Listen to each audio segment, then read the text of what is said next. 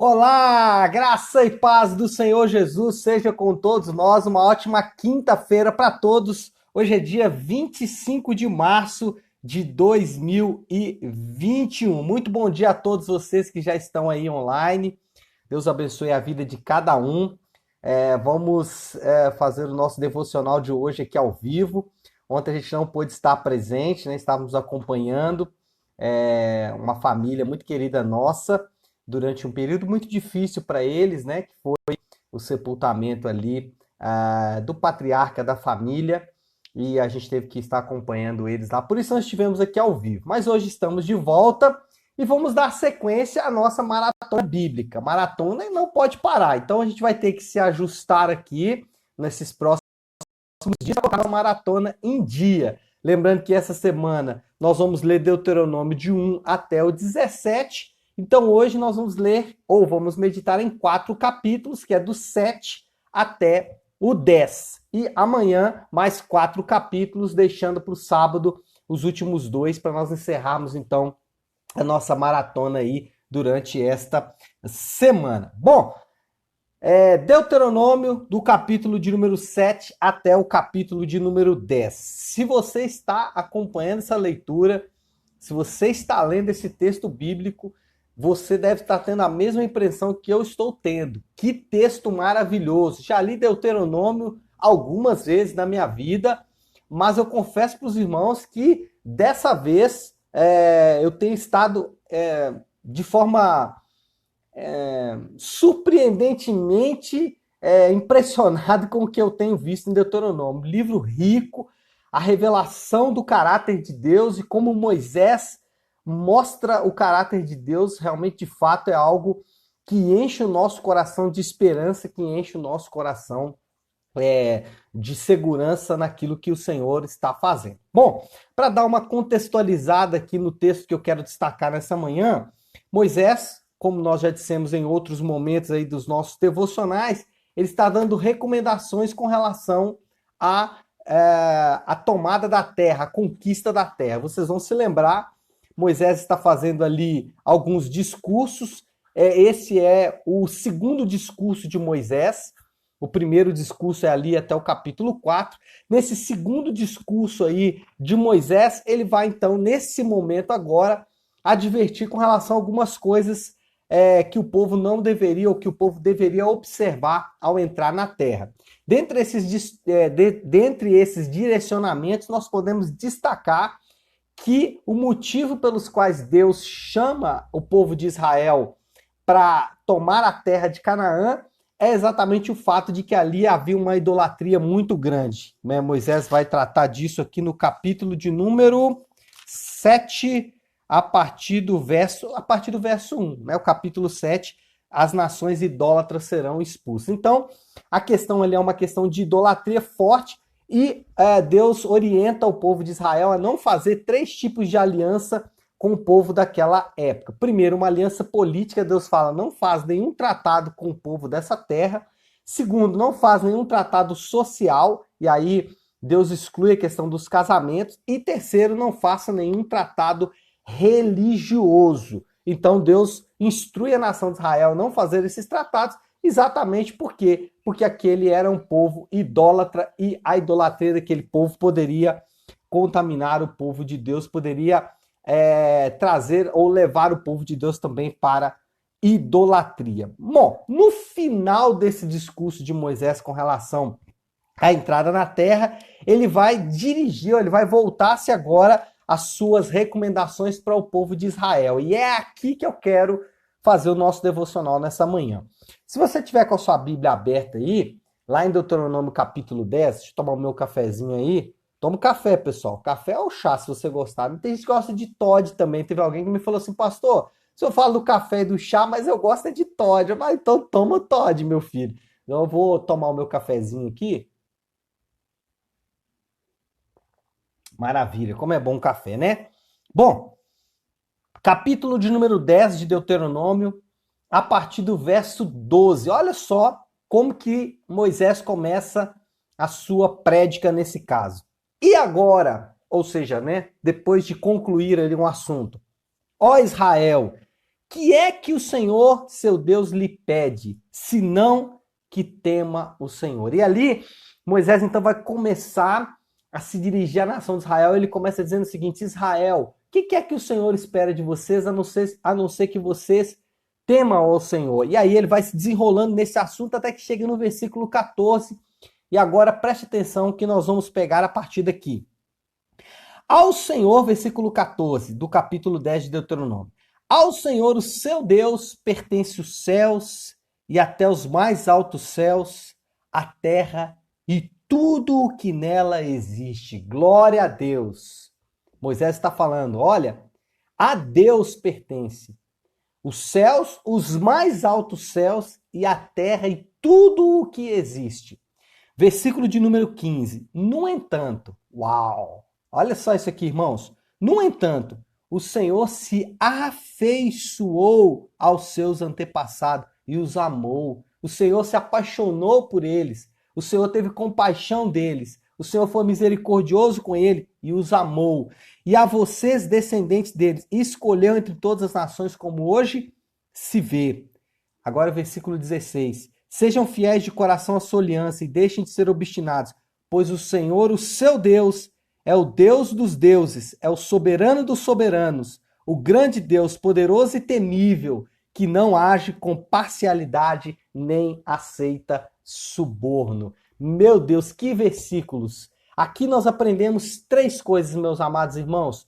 Primeiro, nós aprendemos, e quando Moisés se volta para o povo, ele quer recordar o povo de Deus que o Senhor é o Criador de todas as coisas. O versículo 14 vai lembrar isso. Olha, Deus criou os céus, Deus criou a terra e mais. Esse Deus que criou o céu e criou a terra, ele é aquele que governa todas essas coisas. Então, a primeira coisa que nós temos que nos recordar, Moisés recordou isso para o povo, e nós devemos recordar também que o Senhor, o nosso Deus, é o Criador de todas as coisas. E aí, como nós aplicamos isso? De forma muito simples. Você já agradeceu ao Senhor hoje pela dádiva da vida? Você que acordou agora de manhã, você já olhou para o céu e hoje está um céu lindo como normalmente está, de um azul singular. Então você já olhou para o céu, para a criação de Deus, você já olhou para você mesmo, você já olhou para tudo que o Senhor tem feito, para tudo aquilo que o Senhor fez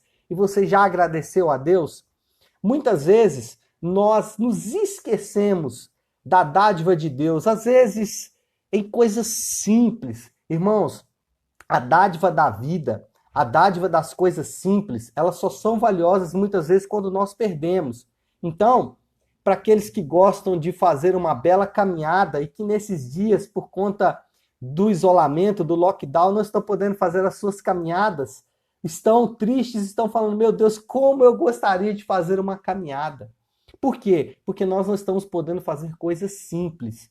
Então, a primeira coisa que você precisa entender nessa manhã é que Deus, ele é o Criador de todas as coisas. Ele é digno de toda a honra e de toda a glória. E nós temos que agradecê-lo pela dádiva da vida e pela criação. Uma criação tão maravilhosa, uma criação tão linda, uma criação tão abundante que ele nos deu para nos satisfazer e para nos agradar. Segundo lugar, o versículo de número 15 diz assim: no entanto, Deus criou todas as coisas, no entanto, o Senhor se afeiçoou aos seus antepassados e os amou. Então, em segundo lugar, ele nos amou e mais, olha aqui, e a vocês, descendentes deles, escolheu. Então, primeiro, Deus criou todas as coisas, e segundo, esse Deus que criou todas as coisas nos amou e nos escolheu. Pensar sobre isso, e se você faz como eu, gosto de ter ali 5, 10 minutos, aonde eu costumo tentar meditar um pouco no que eu li, então eu dou uma parada e começo a pensar nos versículos. E se você faz como eu, você precisa pensar aqui um pouco sobre um Deus que criou todo o universo. Você precisa pensar em um Deus que criou todas as coisas. Esse Deus que criou todas as coisas, ele nos amou e nos escolheu. Então veja bem, não é só uma questão de nós estarmos nas mãos de um Deus que cria todas as coisas. Nós estamos nas mãos de um Deus que criou todas as coisas e também nos amou e nos escolheu. Irmãos, essa verdade, ela precisa penetrar todas as fibras do nosso ser. A verdade de que Deus criou todas as coisas e nos amou e nos escolheu precisa ser o sangue que pulsa em nossas veias. Essa verdade precisa penetrar profundamente a nossa vida, profundamente a nossa alma. Toda a nossa ação, toda a nossa vida, ela tem que ser baseada nessa verdade. O Deus que criou todas as coisas é o mesmo Deus que nos amou e nos escolheu. É isso que Moisés está falando com aquele povo ali. Ele está falando, olha para essa criação, olha para tudo que Deus fez, olha para o Deus que você serve. Pois é, esse Deus, ele não só te ama, como também te escolhe. Não só te tira de onde ele te tirou, que é da terra do Egito, mas muito mais do que isso, ele faz isso por amor e por escolha. Ele não faz isso porque ele é forçado. Irmãos, alguém me perguntou assim, será que Deus, ele deveria nos salvar? Irmãos, se nós servíssemos a um Deus que tinha obrigação de nos salvar, que tinha obrigação de vir em nosso socorro, que triste seria isso, um Deus que faria isso de forma obrigada. Mas não é isso que a Bíblia diz. A Bíblia diz que Deus, ele nos amou e nos escolheu. Então nós somos fruto, nós somos alvos do amor e da escolha de Deus. É isso que Moisés está falando com aquele povo e é isso que nós precisamos permitir, né? Ou precisamos entender, ou no mínimo nos abrir para que essa verdade entre no nosso coração e penetre profundamente no nosso ser. Bom, nós temos um Deus criador de todas as coisas. Esse Deus nos ama e nos escolhe, mas não é só isso. Não para por aí. Versículo 17 diz assim: mas o Senhor, o seu Deus, é o Deus dos deuses, é o soberano dos soberanos, o grande Deus, poderoso e temível. Nós temos um Deus que criou todas as coisas. Nós temos um Deus que cria todas as coisas, nos ama e nos escolhe. Mas além disso, ele é o Deus soberano.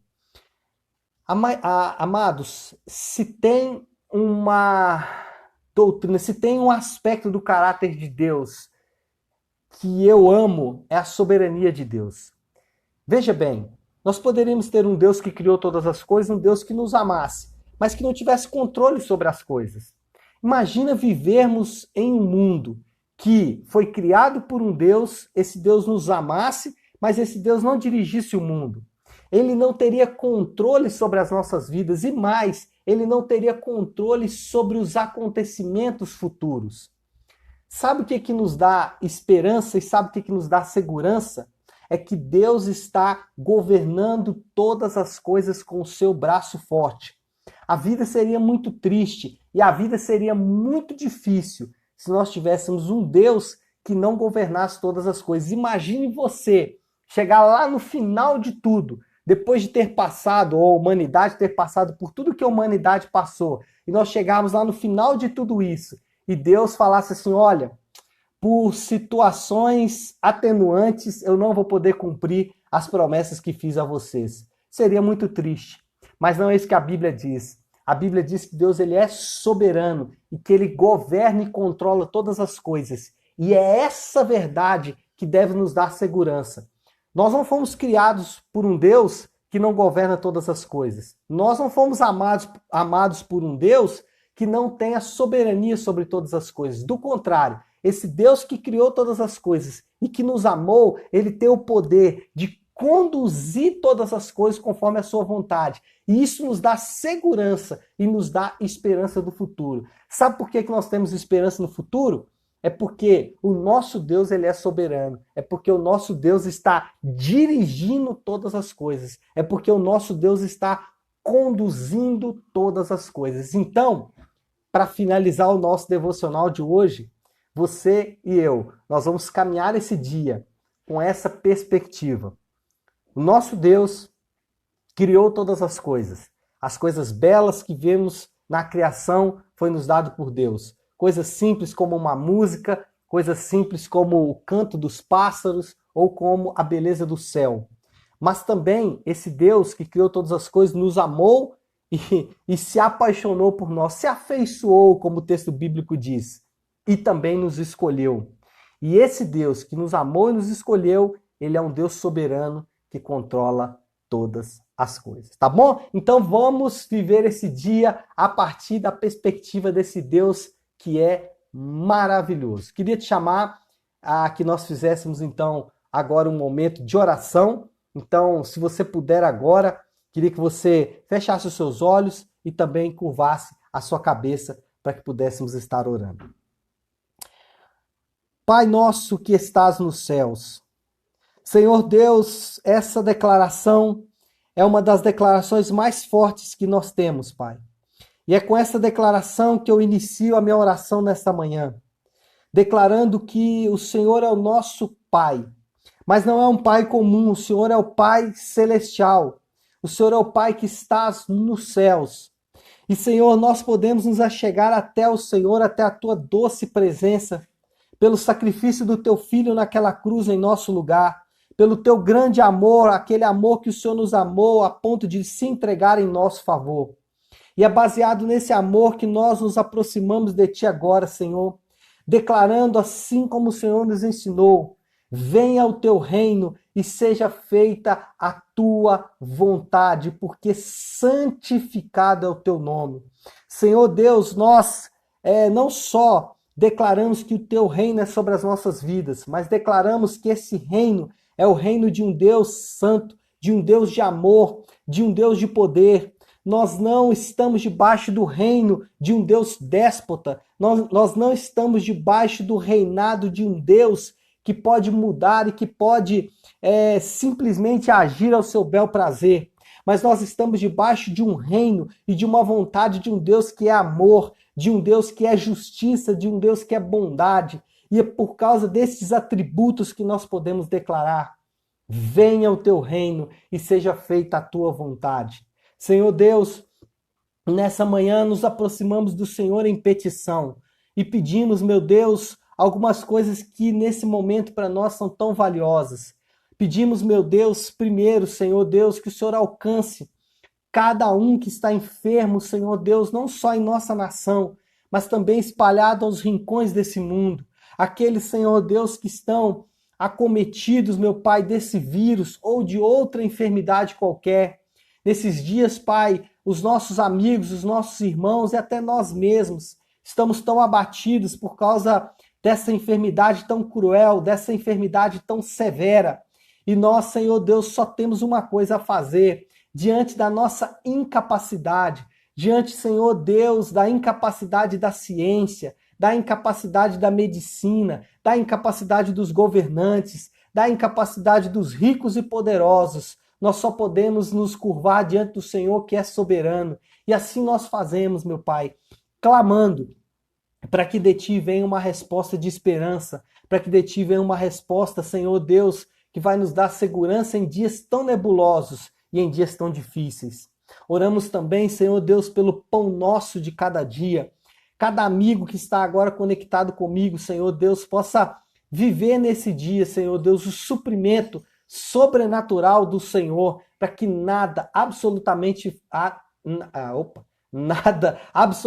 nada falte em nossas mesas, Pai.